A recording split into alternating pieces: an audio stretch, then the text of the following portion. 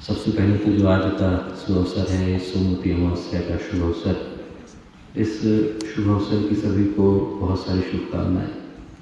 और ये जो सोमवती अमावस्या का अवसर है वो एक ही चिंतन को लेकर के आया है कि अंधेरा जब भी गहरा होता है तो प्रकाश के अवतरण की पुकार लेकर के आता है। यदि अंधेरा गहराए नहीं तो प्रकाश को पुकारेगा कौन?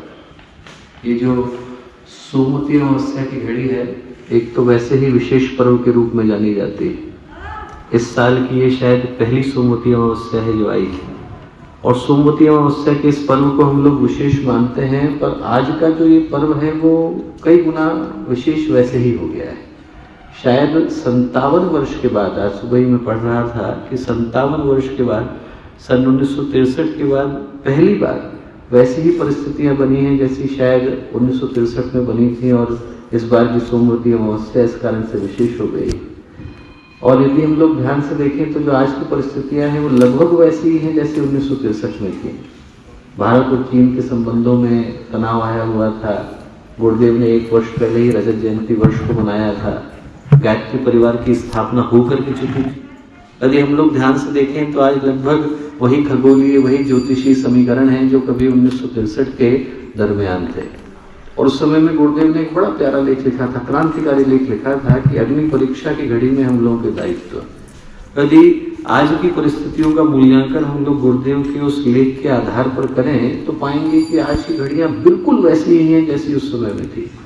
और जो ज्योतिषीय समीकरण तब बने थे वो पंचग्रहों की युति बनी थी। पंचग्रहों की युति वाली सोमवती अमावस्या की वो 1963 में आई थी, उसके बाद अब आई।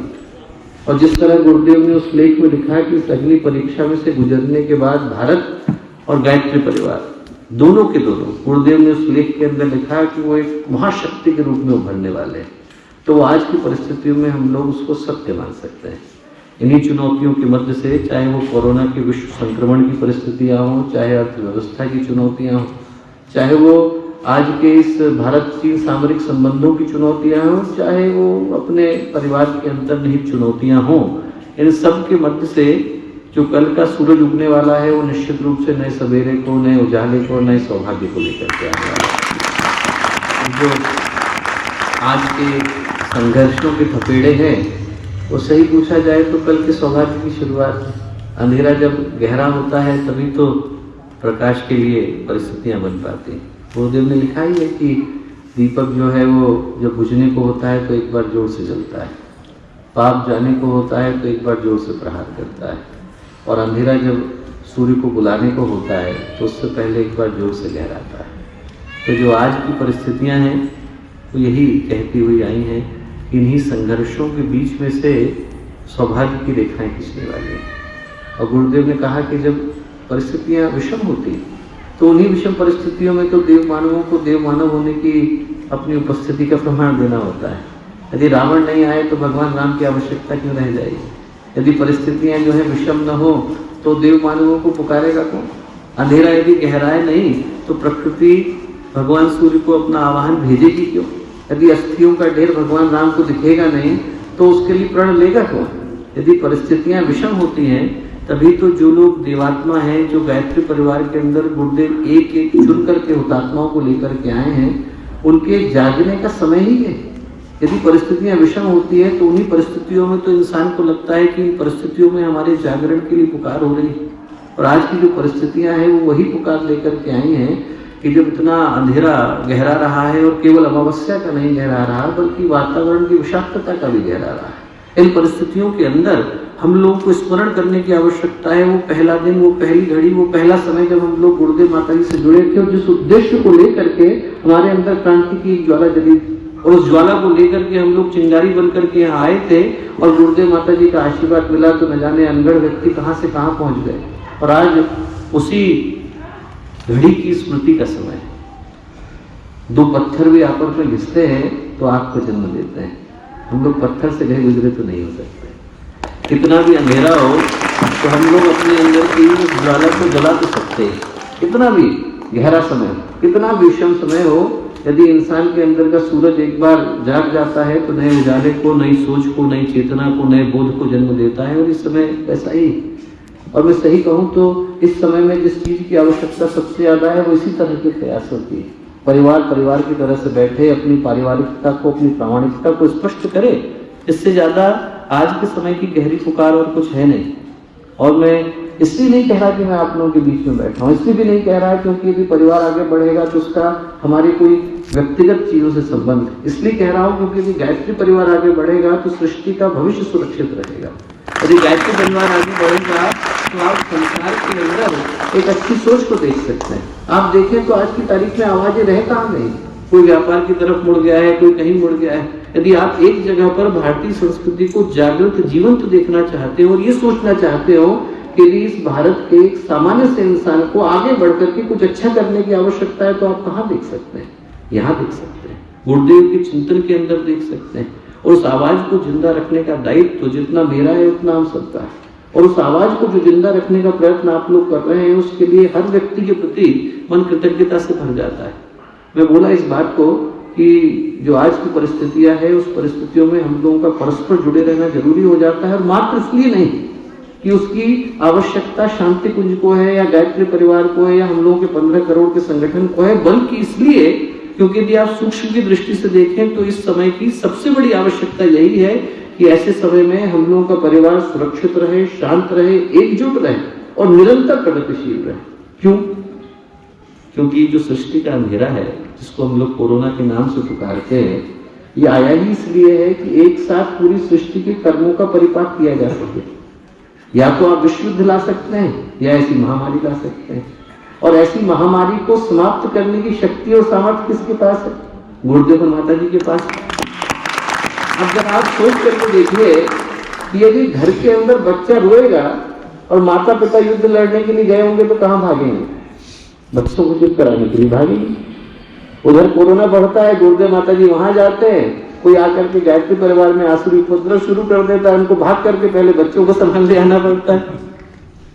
यदि ऐसे समय में बच्चे शांत बैठे हैं और उनके आपस के जो प्रेम है, विश्वास है और उनकी प्रगति पे कोई बाधा ना पड़े, तो माता पिता निश्चित होकर के उस लड़ाई को कर सकते हैं जिस लड़ाई को करने के लिए उन लोगों ने जन्म लिया है।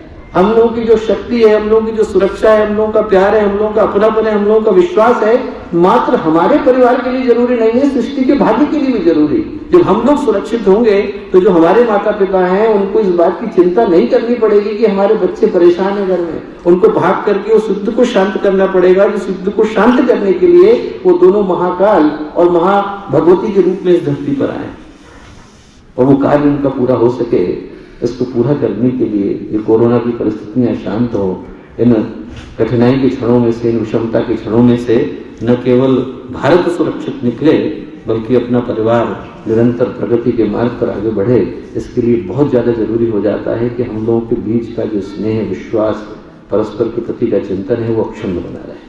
वो अक्षुण्ण बना रहेगा तो जो हमारे माता पिता हैं उनको हमारे प्रति चिंता करने की आवश्यकता ही नहीं होगी।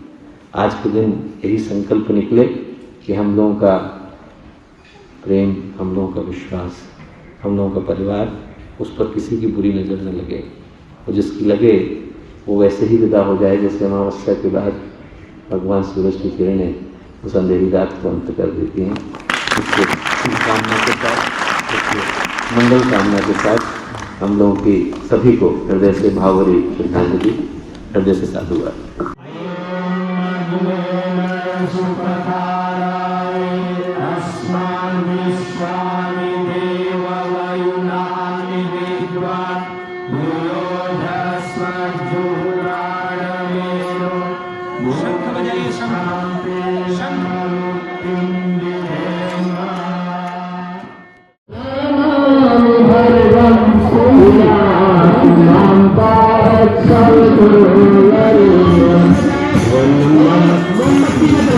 वन्मण्डलं व्यामगनं तदम्बं त्रैलोक्यपूज्यं पूर्णात्मरूपं शाश्वतेन्दोहरदीपरूपं पुनातु मां तत्सवितुर्वरेण्यं पुनातु मां तत्सवितुर्वरेण्यम्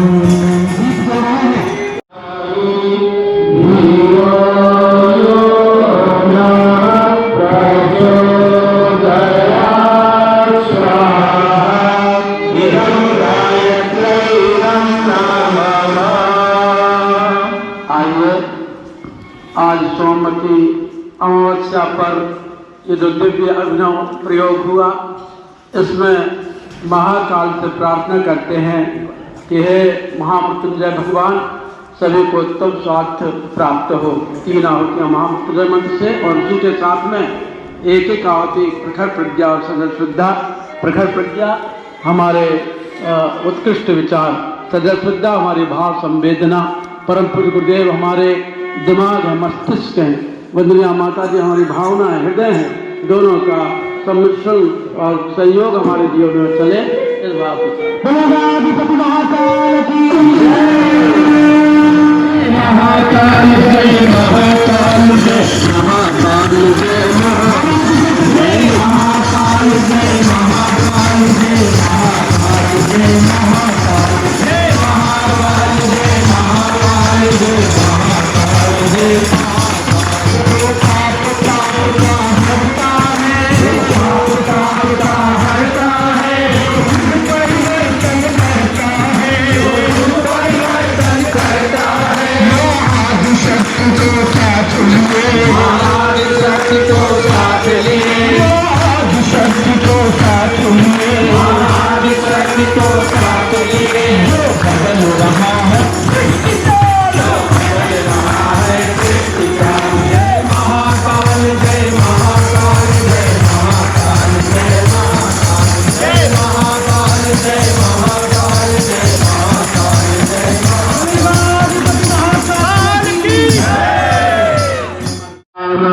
सुगंधिं पुष्टिवर्धनम् उर्वारुकमिव बन्धनम् मृत्युर्मुक्षीयमामृता स्वाहा। इदं महामृत्युञ्जयाय इदं नमः। ॐ त्र्यम्बकं यजामहे सुगन्धिं पुष्टिवर्धनम् उर्वारुकमिव बन्धनम् मृत्युर्मुक्षीयमामृता स्वाहा। इदं महामृत्युञ्जयाय इदं नमः। ॐ त्र्यम्बकं यजामहे सुगन्धिं पुष्टिवर्धनम् उर्वारुकमिव बन्धनान् मृत्युर्मुक्षीयमामृता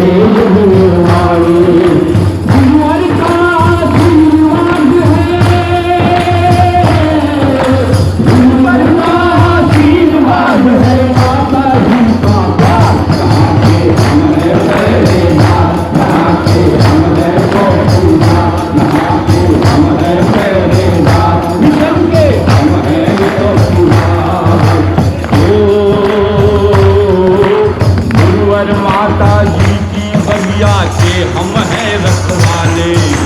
गुरुवर माता जी की बगिया के हैं हम रखवाले। महाकाल की शक्ति साथ है निकल पड़े दीवाने। महाकाल की शक्ति साथ है निकल पड़े मतवाले। श्रद्धा जगमग डोले दिल की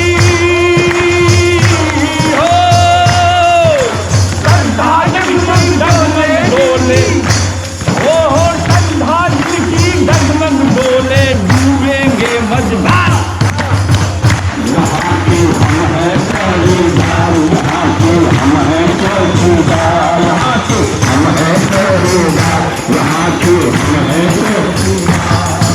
जीने मरने सावत लेकर, जीने मरने सावत लेकर, जीने मरने सावत लेकर, छोड़ा मरने सावत लेकर, जीने मरने सावत लेकर, छोड़ा का गरबा।